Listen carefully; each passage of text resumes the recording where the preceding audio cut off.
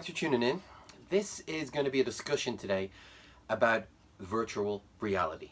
Now, I know we all know what virtual reality is today, especially those younger viewers out there. They've almost grown up with it. But for people like myself, who've been gaming since the early 80s, I would say 1983, 1984 was my first memory of playing a video game.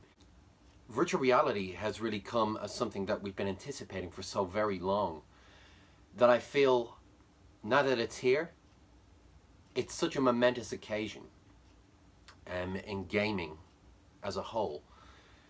I think it's really taken things to the next level, which is kind of on a contrast to how a lot of people are perceiving it at the moment.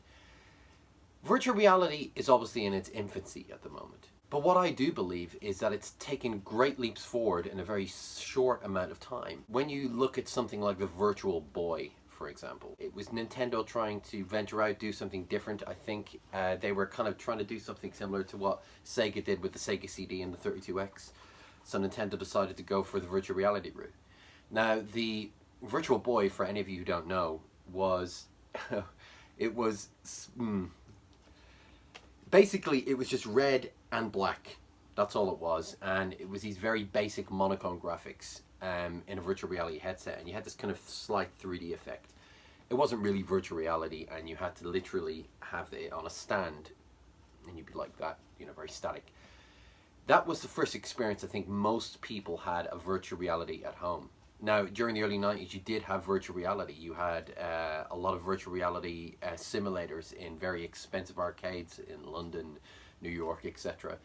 Over here in the UK, we had a TV show presented by Craig Charles based upon this one game with very, very polygonal graphics, you know, very sharp vector polygonal graphics. It was an interesting step forward, you know, and at the time when I was 13, 14 years old, it blew my mind because there was these people looking around in a virtual reality headset. They were in a rig. Step forward 20, 25 years, and now we're here. Now we're here in 2018, and finally we've got virtual reality at home.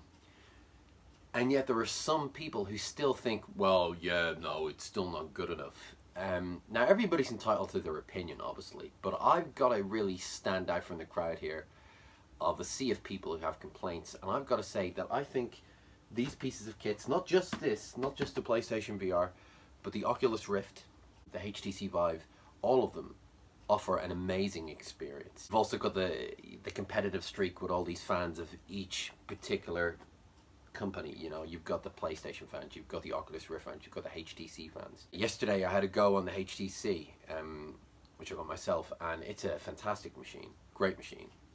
Some great games. Oculus Rift, fantastic. PlayStation VR, fantastic. You'll always get these people who will put each one of these down. The reason I'm highlighting this one today is, well, I stream PlayStation games, and I have streamed PlayStation VR in the past. But it was something I've been meaning to talk about for quite a while now, and I feel like we're at a point now where I think people are so predisposed to having everything instantly that I think people don't really appreciate things anymore. Now, in no way am I saying that you have to appreciate this. You know, everybody's got their own opinions. If you don't like it, you don't like it. But I've heard from people and they've said, oh, I'm not too sure about playing virtual reality. Should I invest in it? And my reaction always is, try it out first, see what you think. I believe that once you try it out, you're going to be pretty damn impressed. But you've got these groups of people, specifically on forums online, who will tell you, you know what, virtual reality really hasn't hit it yet. PlayStation VR, you know, it's got its problems. It's not as good as HTC. It's not as good as Vive. Having owned all of these, I can honestly tell you that the difference between them is fairly minimal. You're talking about the whole kind of room spatial awareness with the HTC Vive, etc. But personally, for me, I'm looking for something that is slim and comfortable to wear. And as far as I'm concerned, I can only tell you that the games that I enjoy the most and the experience I enjoy the most, for me, the PlayStation VR offers the experience for me that is the most comfortable. Now, does that mean it's the most technically immersive? Absolutely not. Really, the differences in terms of graphics are minimal. I mean, I'm talking about the graphics on some of the games on PlayStation VR are fantastic. I think the detractors tend to pick out games which were testing ground. There are some bad games on the PlayStation VR. I could name two straight off the bat right now. There's the skateboarding game on PlayStation Worlds, which compared to the rest of the games on PlayStation Worlds is terrible. But there's always going to be one turkey. However, you play London Heist, it's amazing. You play the virtual reality ball game where you're moving your head in the virtual arena, it's like being in Tron. It's amazing. As somebody who grew up watching Tron, I get to be in Tron. Even though it's not based on Tron, it was like being in Tron. There are experiences on VR which are catered towards certain people. For example, my elderly parents, they can't really invest in something that's too kind of physical. So for example, my dad tried being in the cage, and when you're going down into the water with the shark. Now my dad tried this. We turned all the lights off in the room. The PlayStation VR headset lit up. He had to go on this. He went down into the cage. He went down further into the water. He was looking at all these beautiful fish.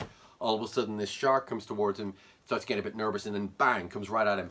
I've never seen a reaction like that ever, and it was an amazing experience for my dad because he'd never experienced virtual reality before. And here he was sat in his own front room experiencing this. And I think these are the things that people forget, that virtual reality can give people experiences that they've never had before. Really, when you're looking at comparing apples and oranges with graphics and polygonal rates and, you know, anti-aliasing and all that, you're looking at from a purely fanboy perspective. Whereas most people who invest in these things, whether it be the HTC Vive, most people are going to be investing in a HTC Vive and an Oculus Rift are going to be PC oriented anyway. But the people who invest in this are people who are families, etc. PlayStation VR for families is fantastic. HTC Vive or an Oculus Rift, yes, families can use it, kids can use them, don't get me wrong, you know. I've seen members of my family use it as well, and they love it. But this is so much more catered towards a family. I feel that that's where so many of the critics are going wrong with this. I think PlayStation VR is gaining ground in terms of popularity because it's building up a really good amount of software. And I think that's another area where I feel PlayStation VR is really leaps and bounds above anything else. I feel that the best way to describe a VR experience is it will give you a feeling of complete immersiveness, but you have to give your brain those few minutes to really kind of invest in where you are. You can't experience VR in a video on YouTube. You just can't, unless obviously you're doing one of those YouTube virtual reality videos where you watch it in real-time VR. But just watching a VR video, it just doesn't work. Because you have to be there, you have to be in the moment looking around. So yeah, that's my thoughts on virtual reality as it is right now. I'd love to hear what you guys think. Leave your comments and thoughts below. I shall be on this very soon. Take care.